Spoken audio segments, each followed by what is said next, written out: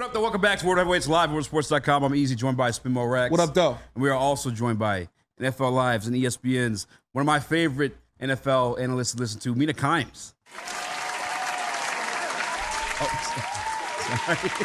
I apologize. Hey, I appreciate you coming on to repent for the Green Bay Packers offense comments. I just want to set the table here. We're talking about whether the Lions are like the fourth or fifth best offense. Like, that is the debate here. So I understand that there could be some difference of opinion about the rankings, but that is very, very high. Jumping in right here, we're talking about a podcast I did, Mina KIMES Show featuring Lenny. We predicted the top 10 offenses for 2024.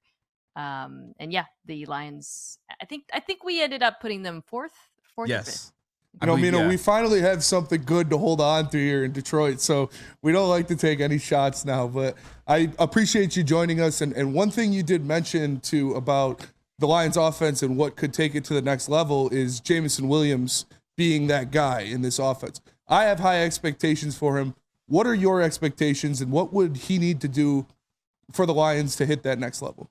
Yeah, so part of the reason why I talked about Williams and this offense going from extremely good to potentially being top 3, top 2, whatever, is because this offense is such a load on the ground.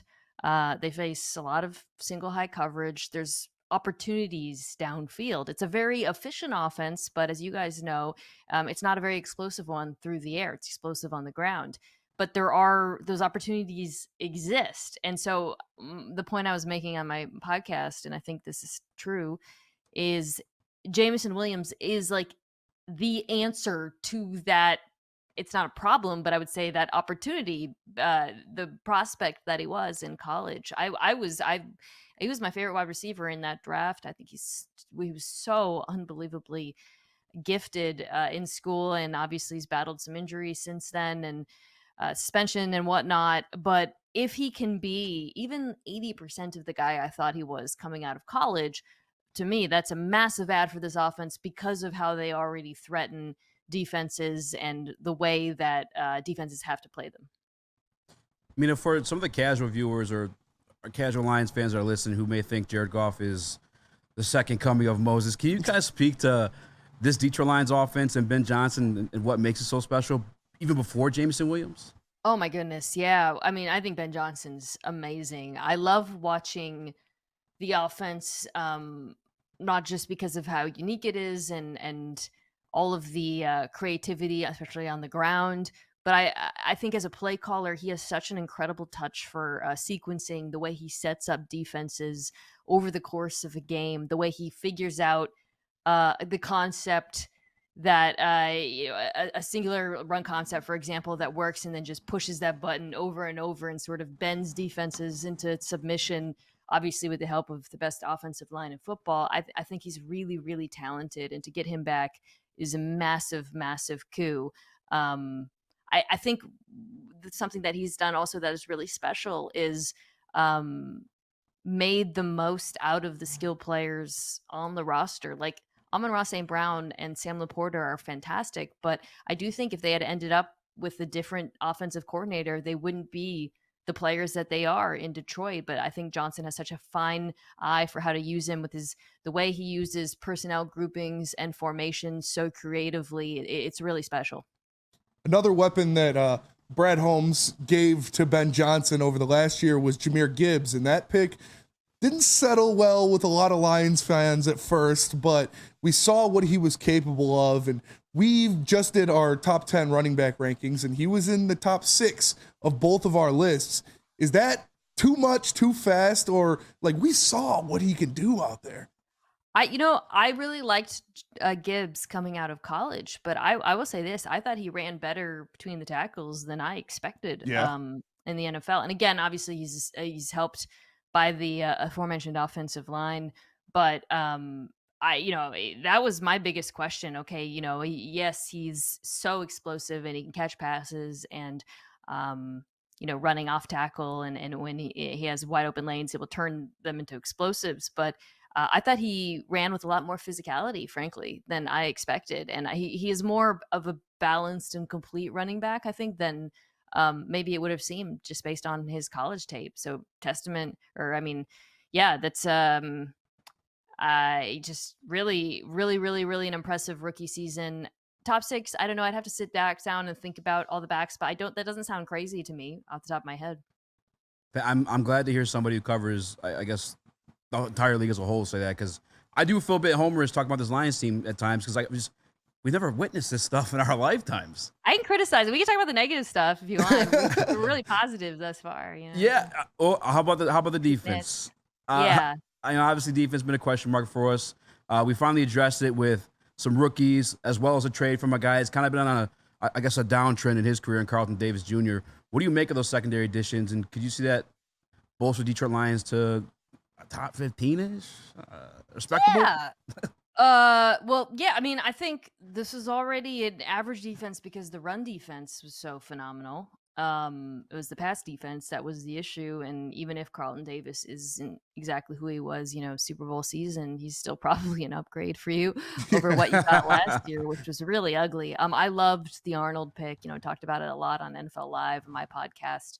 I loved it too because it to me was really just a perfect fit for what we know Aaron Glenn wants to do on defense. He wants to play more man coverage. He wants his corners to press. They had to back off of that because of the personnel last year. I think I might have mentioned this on live the day after, but Arnold is so big for this unit. And I think about Glenn in particular and why he was thought of as a rising star. Obviously, he's gotten head coaching interviews, but going from New Orleans, and a lot of it had to do with the work he did with Marshawn Lattimore. You guys remember, was the defensive rookie of the year in that scheme, and if he can get similar, I mean, that would be amazing. But he has a proven track record. My point is of developing young cornerbacks and getting them to play at a high level, and I think these additions should allow him to call defense a little bit closer to what he wants to do. And that whole defense really is centered and revolves around one player, and that is our blue chip face of the defense in Aiden Hutchinson. Yeah. Last year, he had a better season, especially towards the end of the year, and in the playoffs, he was getting sack after sack. What is his ceiling next year? You bring in a DJ Reader to put in the middle of that defensive line, who helped Trey Hendrickson get 17 and a half sacks. Yeah. What can Aiden Hutchinson do now that he's fully unleashed? Well, I don't know if he's fully unleashed, guys, because I love the DJ Reader signing. I think he is one of those like NFL players' favorite play. Like you know what I mean? Like he's kind of like a hip, like people who watch football are like, yeah, DJ Reader. He's like really, really good. That's a big loss for Cincinnati. He was, when they signed him out from Houston, I remember thinking, oh my God, that's a really good player. And as I mentioned, this Lions run defense is already really stout, and he's very good against the run. I do feel like there's still another edge rusher away, to be honest. And so I think naturally because of that, I understand what, with Reader, and we'll see what you get out of the interior outside of him. But, Hutchinson is going to face a fair amount of double teams. He's not going to be it's not going to be as easy for him as it is for, I think, defensive lines where they have like a 1A, 1B, or like another top 15 to 20 edge rusher opposite them. But if you get even the play you got last year, that's certainly enough, given the improvements that you've made in the secondary. Yeah, the player I truly think is unlocked in that situation is Lee McNeil, because obviously you're going to prioritize double teaming Hutch and Reader. Liam's going to be the one running free doing damage. Yeah, when he got hurt, that was a big deal, and I don't think people appreciated that. He's a really, really, really talented player. I agree. What do you think of Jack Campbell? I feel like DJ Reader's going to help him flourish a little bit here too. Obviously, second year for him as well. Is there hope that he could look like the first rounder he was drafted to be? Yeah. I did not love his tape last season, to be honest. So I guess this is where we get to the negative part, right? Yeah, no, I mean, just to be honest, like I didn't think he had a great rookie year, but I think it's worth mentioning very few off-ball linebackers seem to do well when they come into the NFL these days. And I think a lot of that has to do because of offensive coordinators like Ben Johnson, who really isolate them and make their lives hell. It's very hard to play linebacker right now in the NFL because of all the motions and the RPO-centric offenses and everything that offensive coordinators do on that front. there's very few examples of guys who have come in and played that position at a high level early. So I think to answer your question, I think the hope is like this is a very hard position, and year 2 you're going to make a step because of that experience and the mental adjustment and that development curve, which is again something we just see across the NFL right now at that position. And you mentioned the second edge rusher to go opposite of Aiden Hutchinson at the trade deadline last year. Being easy, we got upset a little bit when we saw Chase Young go to the 49ers instead of the Lions, and our chat did not like that as much. But how I see it now is the Lions, we're at the big boy table. We are a top 4 team in the NFL as of last year. I think they're going to go all in and make one of those deadline deals to improve that defensive front. Do you see something like that happening at the deadline? It's plausible. I think they're going to really see, okay, how improved are we on the back end, right? How much is the reader, how much of an impact do you have there? But really, like, what kind of player are we getting from the secondary will go a long way towards determining whether they feel, I wouldn't call it desperation, but that sort of like, desire to be opportunistic at the deadline when it comes to the pass rush. They are a team that does have and should have championship aspirations. And that would be a position I would target. The other one, though, depending on what happens with Jameson, is wide receiver. I still feel like is an area that they could add just to be more complete in the passing attack. But for me, for both of those positions, I really feel like it's going to be wait and see to see what kind of contributions you get early on. Mina, you talk about, possibly getting to the negative stuff, and I don't necessarily see this as negative more than it is truth. I've caught a lot of flack recently because I placed Jordan Love as a starting quarterback on my all NFC North team. Where are you at with the Jordan Love versus Jared Goff debate? I mean, come on, you guys. We watched on Thanksgiving. Let's be real. Like, you gotta be honest. And like the Lions are a better team. I'm looking at my power rankings. I have them over the Packers. So I just want to say, this is like, we're being just calm down. Tell through Thursday. Like, you gotta be, you can't just be all sunshine and roses and pandering, and it would be lying to pretend like Jared Love didn't ball out in the second half of last season. I know it was just half a season, but that was a very young receiving group, which I think kind of explains in part some of the adjustment period early on.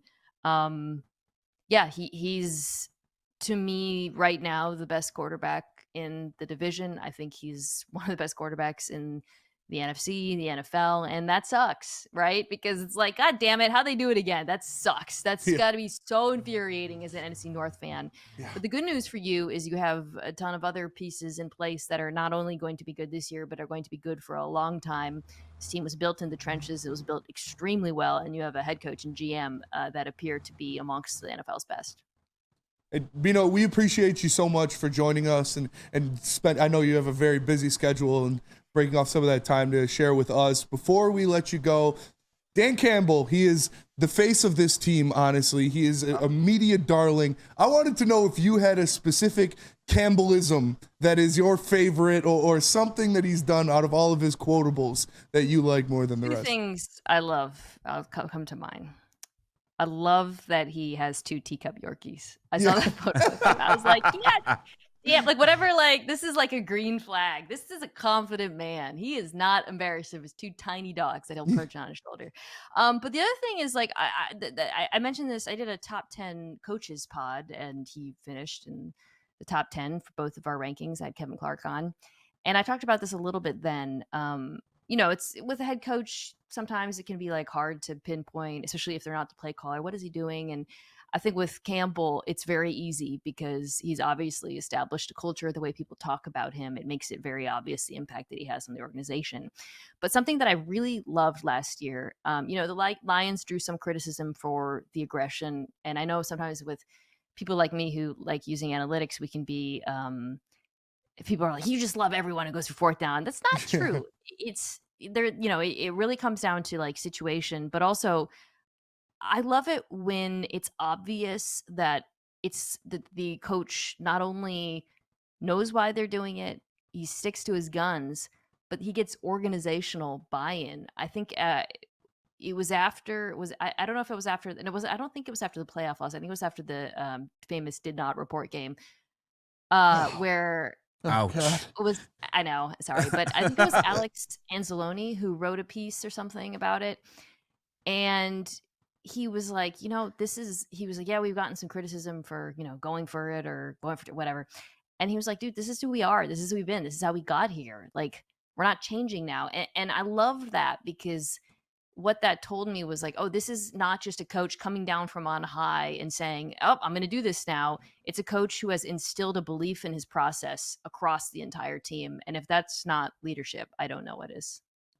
Mina, again, I appreciate you taking the time. Guys, if you haven't checked it out already, it's the Mina KIMES show featuring Lenny. There's always a little pun in there every time that begins. Top 10 defenses this week. What do you guys got coming out next week? Next week, we have my first Power Hour. Power Rankings pods are going to be start dropping every Monday. Spoiler alert, the Lions finish very high.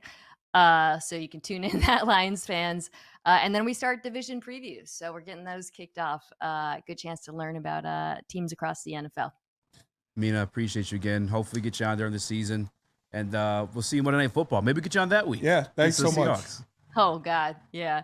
We're finally beating the Seahawks. Dude, these Lions-Seahawks games last couple of years have been wild, so we'll see how that goes. Yeah, you guys own us. Well, you've owned our defense, too. They've been high-scoring, insane games. But, yeah, I'm looking forward to that. It was nice to meet you guys. Take care. Thank you so much, Mina. There you have it, Mina KIMES being generous enough to, like you said, break off some time, join the heavies, talk some ball. The lead NFL analyst for ESPN. We got her in the head. She's goated. It's awesome. She's goated. Very cool person and knows her stuff. She knows ball.